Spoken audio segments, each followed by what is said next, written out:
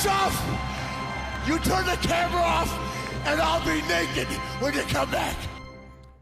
Ladies and gentlemen and listeners all around the world, welcome to the one, the only People's Pipe Bomb.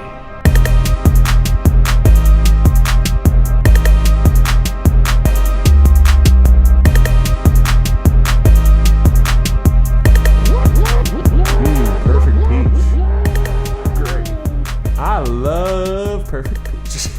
Oh, man. The finest. So, anyway, welcome to a special edition of the People's Pipe Bomb podcast, the pro wrestling podcast where we lobby for the jobbers, advertise for the body guys, and amuse the marks while we recap and react to the world of wrestling. And let me tell you, right now we're about to break down the best moments of the decade. So, without further ado, I have my two co-hosts, as always, the doctor of wrestling psychology, Dr. Grayson Board. How you doing? I'm feeling a little bit aggro right now, apparently. God damn! I'm feeling a little aggro. That's why I'm staying on this side of the table. Yeah, we broke out the bubbly, and it was chill, and everybody was chilling, and it was great. And then now, all of a sudden, it's getting a little bit aggro in here. I think the bubbly's really sinking in. Whew. Woo! And then I got my man on the right, 2 T's, 2 D's, the only dude who could yeet Keith Lee. Fatt Rodd, ladies and gentlemen. Hola, ¿cómo estás? How you feeling, my good brothers?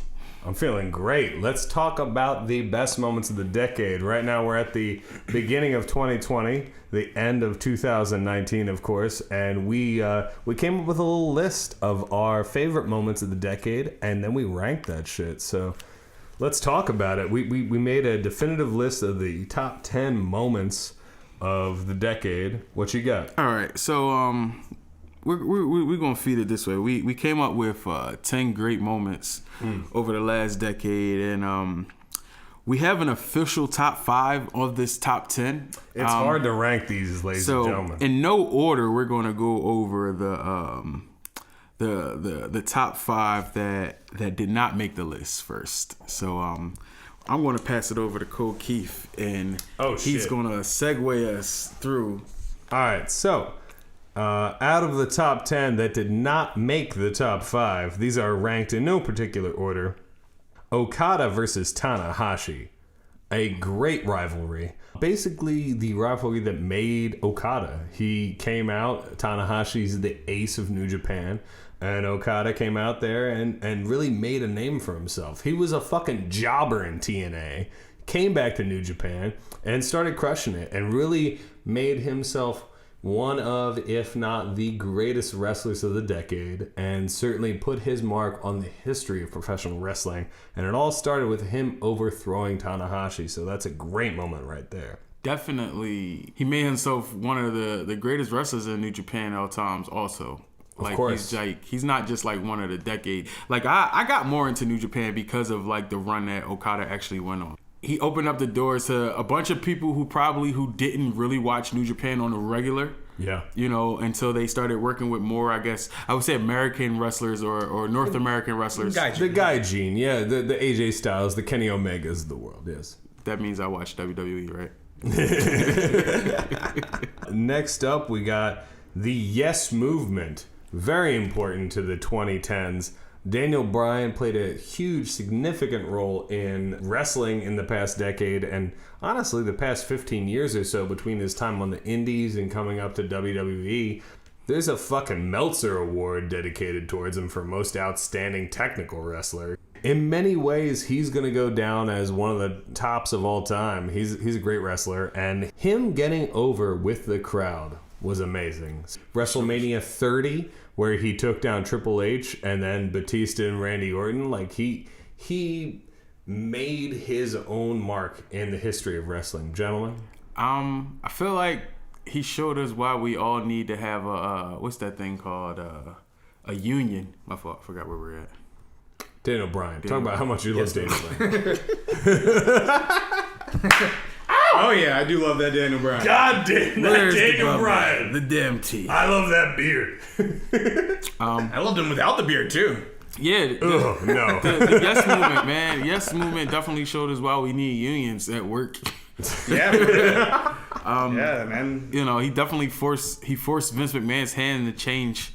Batista and Randy Orton is probably a great move in any other year except for that one. The story that was told for Daniel Bryan to get in the mix of WrestleMania 30, like the fact that it was WrestleMania 30 and I feel like you needed a great moment to overshadow anything anyway was definitely a good look for Daniel Bryan. But like just to lead up to it, for him having to go through Triple H to even get into a triple threat match, like beat 3 Hall of Famers, 3 all-time greats in one night. That was not an easy task whatsoever. For real. Yeah, fucking Yes Movement. Damn. And Daniel Bryan, like I said earlier, Daniel Bryan, one of the better technical wrestlers of all time, honestly. He's a GOAT. He's up there. And for him to get his respect in WWE was phenomenal. It was very important. Right. Not an AJ Styles reference. All right. Taker's last 10 Manias. This last decade of Manias, he had a great run. He started with Shawn Michaels. That was a Shawn great Michaels on match. a bench. Yeah. Put CM Punk on a bench. Mm-hmm. Whooped up on Triple H twice. Yeah. Who else we got in there? We got the Brock Lesnar ended the streak. Shit. Goddamn. Definitely. That was probably the most important. That was probably the most shocking moment in the last 10 years. To be honest. It was shocking, but it was also important because not only did it bring the streak to the end, but it made Brock Lesnar the beast. It made him into the person that could beat the fucking Undertaker. That can conquer it all. Yeah, so like it actually made Brock Lesnar's 2010s character entirely. So yeah. On that alone, it should be in here. Facts. Brock Lesnar has a good case for wrestler of the decade, arguably. Yeah, Brock Lesnar. It's true. I doubt that he gets any votes, but he has a case. Brock Lesnar made big match feels in America happen because a big fight. He could beat anybody in a fight. So there's absolutely no doubt that Brock Lesnar has made his case for wrestling. Unless you're Cain Velasquez. Or... but he beat his ass at fucking Ding Dong Championship Saudi Arabia bullshit. Whatever they call that fucking asinine pay-per-view. I don't know. I forgot. There's rumor that Chris Jericho whooped up on Brock Lesnar one time. Woo! IRL. And again, that's a shoot. Yeah. I hope it was like that. That Jericho's just slapping...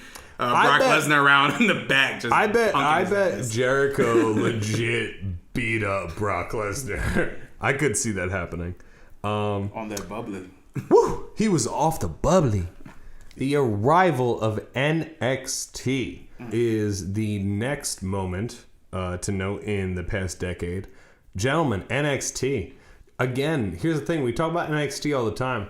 There's actually too much to talk about. The idea of the arrival of NXT is kind of about how they brought the women's division and the men's division back to a certain in-ring wrestling-centric prominence. They made some of the best matches in WWE. Right.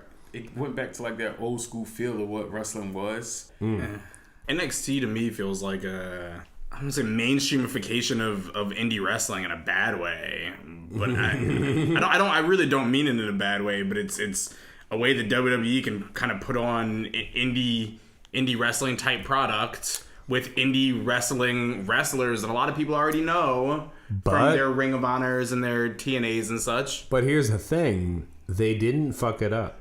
They did a great job. The point is that Triple H saw the trends going on in indie wrestling and wrestling worldwide, and he really made it his own.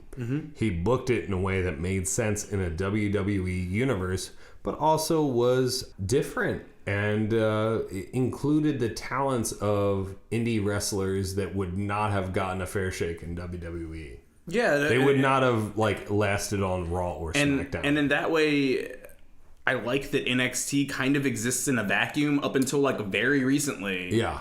It exists in its WWE vacuum, or kind of outside of WWE vacuum, until people get brought up very seldomly. Yeah. You know, and then again, it kind of exists in its own vacuum because then they get to the main roster sometimes and they act like they weren't the champion of NXT and dominant. Yeah. So, whatever. All right. So, the final non-ranked honorable mention for Moments of the Decade is the Summer of Punk. Our forebear, our namesake, the People's Pipe Bomb. The controversy of the last decade. The hijacking of shows.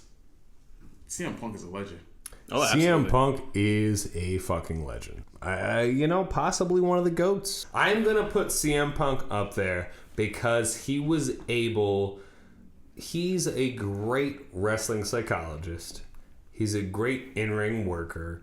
And he understood how to get the crowd behind him because he started from absolutely fucking nothing. And there's no way that a guy like CM Punk could have gotten over in WWE without being a self-promoter. Yeah. It's impossible. The Summer of Punk in 2011, his match with John Cena at Money in the Bank 2011. Please go back and watch it.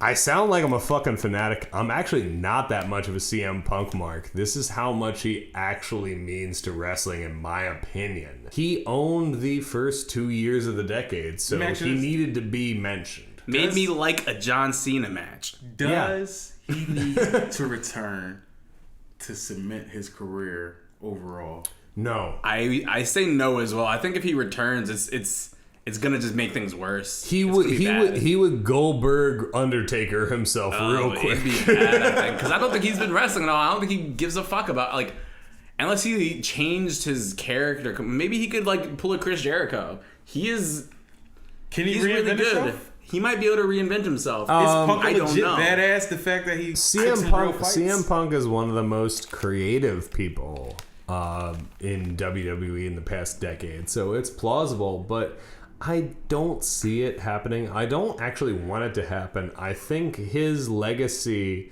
I like where he's at. I like his legacy. I think it's a legacy of a guy that was an amazing wrestler who got over with the fans and only sort of won management over. He only had again, we're talking about the Summer of Punk. It was a year in 2011 where he got over and he managed to win the title and retain the title and do all these amazing matches.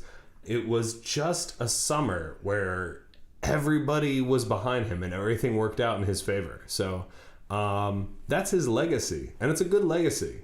Many wrestlers will be envious of that. Also, he's maybe the people's champ. Oh yeah, any again, people still chant CM Punk at every fucking event. I don't know if I've ever. It's 10 years later. I don't know if any wrestler, that I can think of ever felt like they were speaking for the people.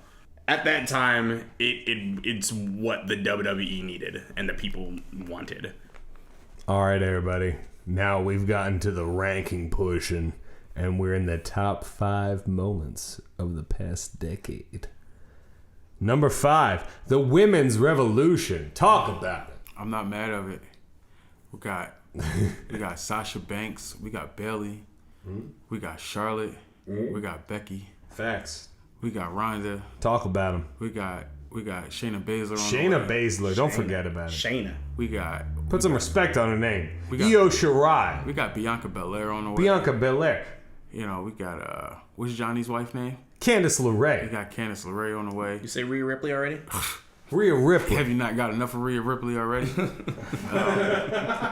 Have you not been riptied your own self? God damn, I riptied my fucking neck to a noose. No, but for real, the Women's Revolution, they had that women match. Actually wrestle. We watch women's wrestling matches. We do. We check for more than puppies. Yeah. For real. No, and it's an amazing thing that happened. I will say it's very important to mention this because it went from being a situation where women's wrestling was like a sideshow joke about, sexuality and attractiveness and all this other shit, and then it became a legitimate field in wrestling in this past decade. And it all started with that match. I hate to buy into WWE propaganda, but for real it did. It started with the Emma and Paige, the Give Divas a Chance match. Yeah, Paige was kind of like the mother of like the women's revolution in a lot of ways. Really, was and like she's so goddamn young, but she had to retire because of injuries. Yeah, it's a shame. She was definitely one of the first women in wrestling in WWE that I really remember like noticing, being like, oh man, she's like pretty good, and she's like got like a look and a gimmick, and like this is very different from what I'm used to. Yeah, and she started the whole thing practically, and Give Divas a Chance thing really took over, and it became the Women's Championship, not the Divas Championship. People were given a chance to really show their character and their wrestling ability, and because of that, we've gotten so many good matches. WWE and NXT, as Rod was pointing out, it's a fucking amazing women's division. The envy of the world, really. Like, it's them and Stardom. I was gonna say there's a lot of there's some other good Joshi. Get the fuck out of here, Some Grayson. other good Stardom's good. Don't get me wrong, but there's like other things that are like not that far away from Stardom. So point being, But Stardom's probably the best. WWE's women's division is great this decade, and it's because of the women's revolution. They had the Evolution pay-per-view that was the all-women's pay-per-view. It was one of my favorite pay-per-views of the decade, and it had one of my favorite matches, which was the Charlotte Flair Becky Lynch Last Woman Standing match. That was a fucking classic. I'm really happy that the women's revolution took place. I think it got a lot of my friends into wrestling, and also I love women. I have a lot of women. No. You love your wife. I love my wife. Okay. Here, let me clarify. I love my wife to be on brand, but I also I love women. I got a lot of friends who are women, and like trying to turn them on to wrestling. This has been the best decade because I could say like, oh, it's actually respectable. It's not just like a TNA bullshit fest. Like people are actually working. But you love your wife. I love my wife most of all. All right, just making sure. Not that I forgot, just verifying. Yeah. Not that you need to be verified. Yeah. So anyway, I love my wife. She's the best. We're gonna get some gear. We're gonna get some gear. She's gonna have the best gear. Full gear. God damn. Gear. Or maybe not. Oh, Lord. He loves his wife. Oh, Woo! not. Woo. Baby, love you. Babies. I'm gonna call you later. Babies. I'm gonna call you later. It's some babies? dirty ass shit. Adam Cole. Adam Cole, baby. Anyway, so women's revolution actually very important in trying to bring people into wrestling, because I think it made people realize that it's not the Attitude Era anymore, despite all the Lana Lashley bullshit. It's honestly what got me back into WWE. So, number 4, the formation of the Bullet Club. Bang, bang! Damn. Cactus Jack! No, he wasn't involved. Not at all. Damn. So, Bullet Club. Gentlemen, talk about it. Greatest faction in the last 10 years? For sure. Is that up for debate? Definitely No. the best merch of the past 10 years. Sweetest black shirt in the game? Yeah. How many Bullet Club shirts do you have? One. One? It's probably a Switchblade shirt. No, I have a Switchblade shirt, but it's pre-Bullet Club. Pre-Bullet Club? But I got a Switchblade shirt. I got a straight up Bullet Club shirt. I guess I have 2. Yeah. Shit, I got like a Buck shirt, 2 Villain shirts, a Bullet Club shirt, Cody shirt, Nightmare. Yeah, jeez. It really... Sweetest merch. Yeah, no, by far. Nobody even close. Best merch. I don't know, man. I miss the Bullet Club. Rap about it. Talk about the Bullet I miss how Club. great it used to be. Make Bullet Club great again. They are great. I'm about to say you're punching him right in the face right now. I'm a big Bullet Club is great again. You guy. are, yeah. Jay White is making Bullet Club great again. It's just different. It's different. I just don't No, want to see but them go it's- out like NWO did. For a minute, it looked like they were just like letting everybody in, and it just like it didn't have any organization. And they put some respect back on the name, I would say, in 2019, 2018. Jay White has made it better now that the Elite. I love the Elite, and we're gonna talk The about that side later. mission is gone. They made it bigger, but made they it killed bigger. it. So let me ask you this: Did the Young Bucks Jay bring the Jay White is- popularity to the Bullet Club? Yes. Added more popularity for sure, especially in terms of like Yes, but they Universal- killed the storyline of the Bullet Club. yeah, it became kind of a They killed the story. hokey Young Bucks being the elite type thing. It became a whole goofy, campy. Exactly. It was too silly. And the Bullet Club is supposed to be like asshole heels who are foreigners in Japan, the gaijin. And I am so happy with Jay White and what he's done with the cutthroat era Bullet Club. He's really returned it back to proper form, in my opinion. I think a lot of people, because the elite left, are not going to be tuning in or they're not as interested, but dude, Jay White has crushed it with the Bullet Club. I'll say he's so good. He's better than I'm gonna like step on some toes here. He's better than AJ Styles as the head of the Bullet Club. Interesting. I ain't arguing. Not better than Finn Balor, but he's better than AJ Styles. I was gonna say I could argue. I could argue the New Japan Pro Wrestling this year is better than it was. I'm gonna say when this. the Elite was in. Yeah. When AJ Styles was in Bullet Club, I felt like it was still more. Everybody was on equal platform when AJ Styles was there.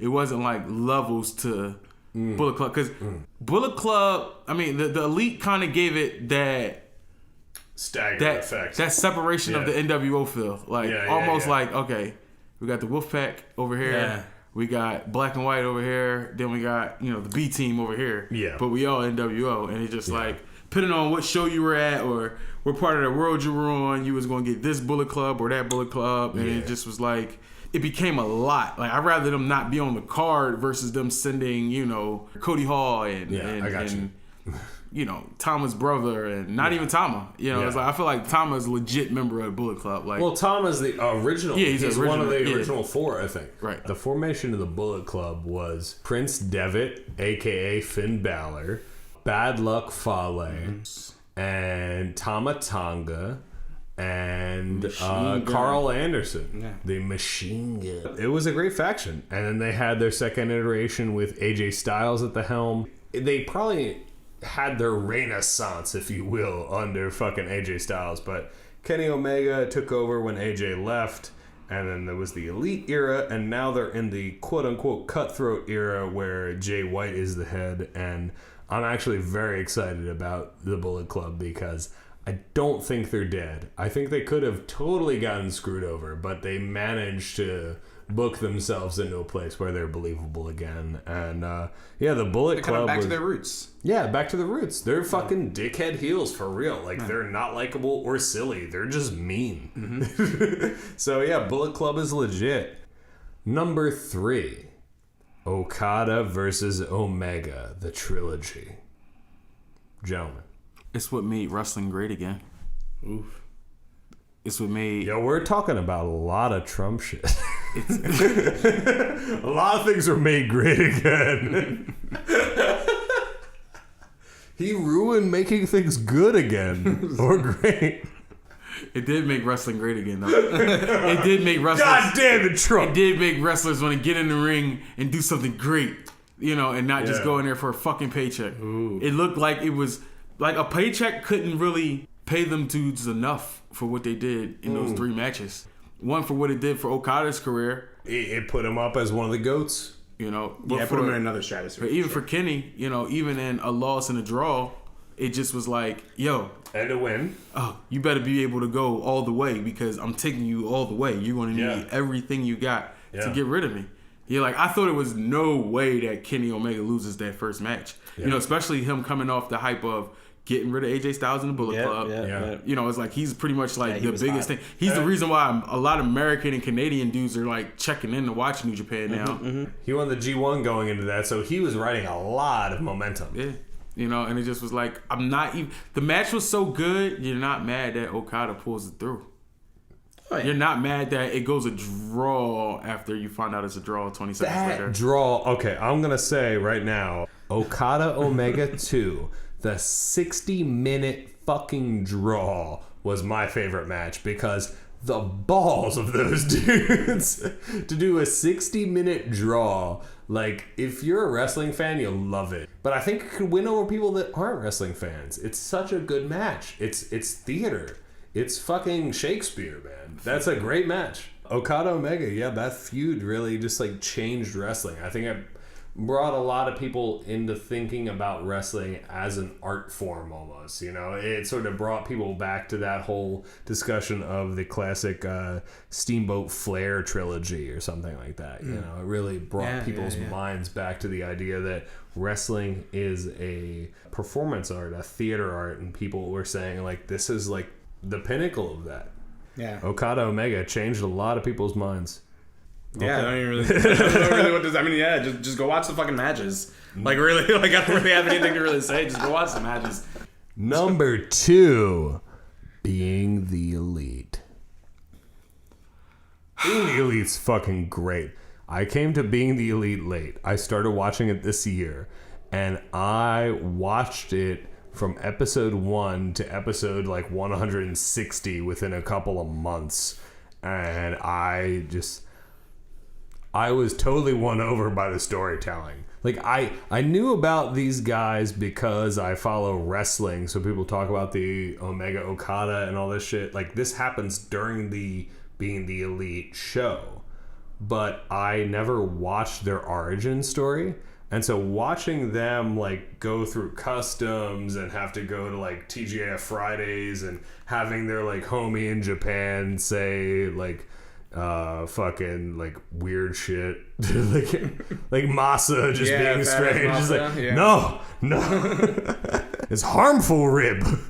And they killed Adam Cole. They literally murdered Adam Cole. Like, I love this show, man. It's like one of my favorite like TV shows yet. It's a YouTube show, and they changed the game, and AEW would not exist without Being the Elite. Ooh. So, sure. Being the Elite is number 2 on the list. I'm not mad at that. You know, just the Elite in general, like they took wrestling back from, you know, it just being at the grasp of Vince McMahon's hands. Yes. You know, it's like with Cody getting away, you know, letting his contract run out, the little list he dropped of, you know, guys that, you know, he wanted to wrestle, you know, if he ever became a free agent. Like, to me, that sparked and challenged a lot of guys. Like, the fact that Cody, you know, he kind of wanted to take it back to, like, you know, me and him are roughly the same age, you know, and it's like him taking it back to, you know, where we were as kids and how wrestling was. It's like, I can appreciate that. You know, not, you know, I understand, he understands the personal gain of starting his own business, you know, and it's like, I'm rooting for that and all, but, you know, I don't think it's really a selfish mindset in which he's trying to take the business, you know, where, you know, he just wants, like he keeps saying, he just want to play ball. He want to be a competitor. He want to be an alternative to, you know, for what the other show is, you know, and it's like, I am a fan of the other show. I'm a fan of AEW also, but, you know, it's like, I'm going to be a WWE lifer.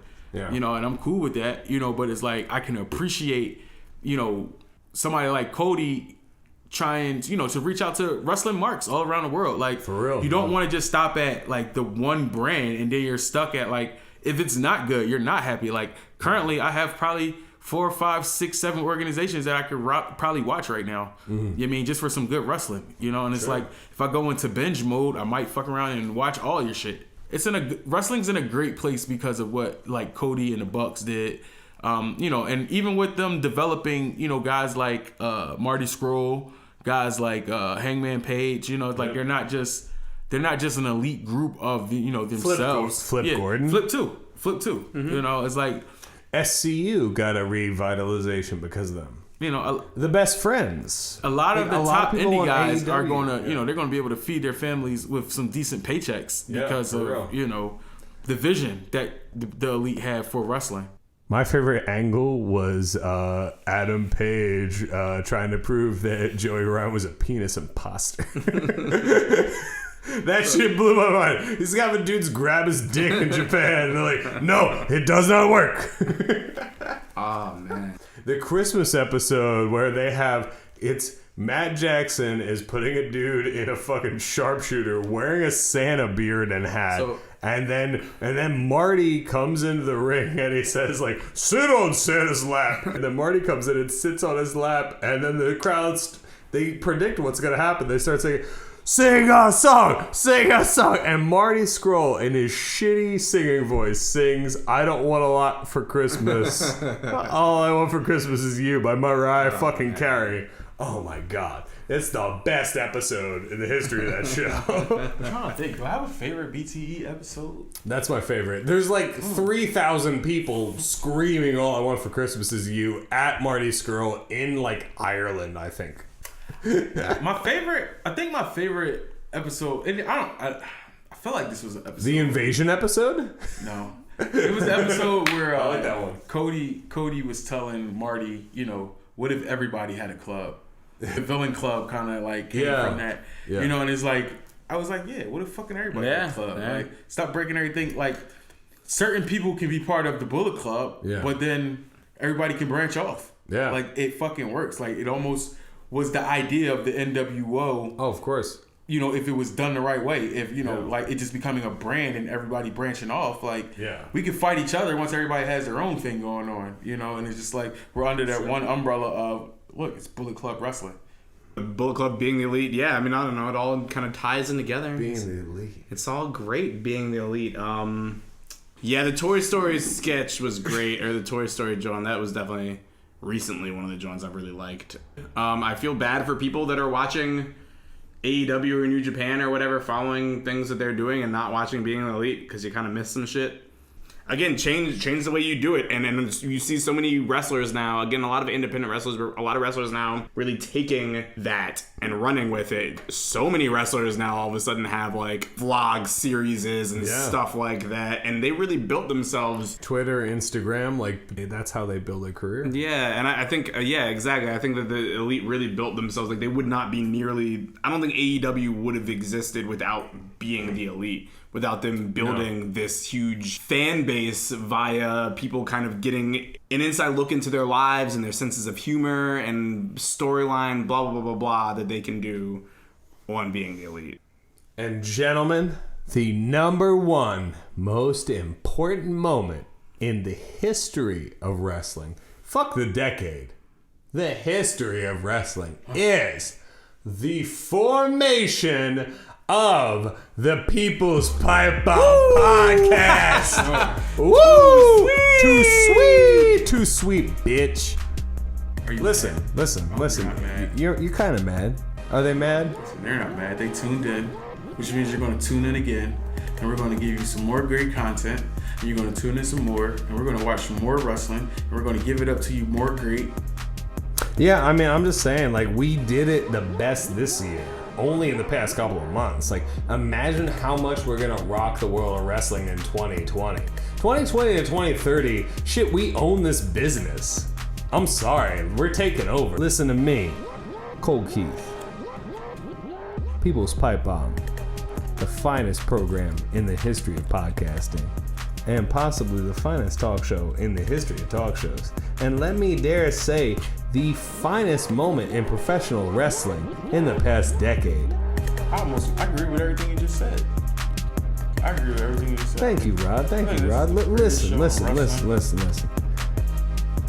Bring it. That's all I'm saying. 2020 to 2030? Bring it. Peace, love you. I just want to see one person comment.